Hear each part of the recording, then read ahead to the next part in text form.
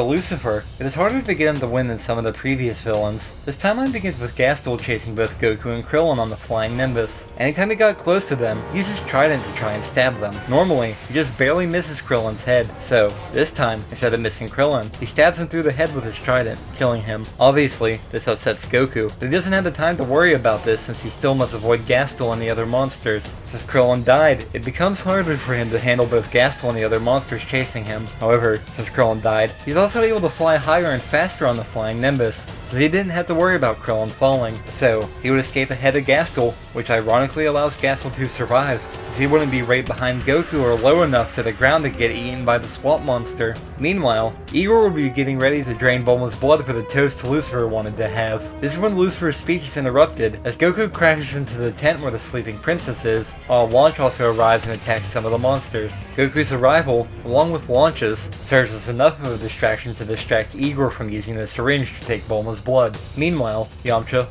Puar, and Oolong had followed Goku, but they disguise themselves as monsters. Launch then steals the sleeping princess, which turns out to be a gem, so Goku chases after her, so Lucifer and the monsters chase after them. After they leave, Oolong's disguise wears off, so he, Yamcha, and Puar are caught then held at gunpoint. Back with Launch, she'd take out quite a bit of the monsters with her gun, but she eventually sneezes and turns into her good form. However, Lucifer was right behind them, so when she crashes and Goku picks up the gem, Lucifer picks him up by his neck. Normally, he would have picked Krillin up like this and threatened to kill him unless Goku gave him the gem, but of course, that can't happen here. So, Lucifer would kill Goku here like how he threatened to kill Krillin, by ripping his head off. This would shock Launch, but she isn't captured by Lucifer and the other monsters. Yamcha, Oolong, and Puar were captured by the monsters as well, so they are then encased in a wall of rock alongside Launch, so that they can't escape. Back with Bulma, she was still tied up so that Igor could take her blood and they could use it as a toast. After Lucifer retrieved the gem, he opened the roof so that he could use the full moon to awaken the sleeping princess. He then uses the awakened gem to power the Devil Castle Cannon, which he uses to destroy the sun. This begins the Reign of Darkness,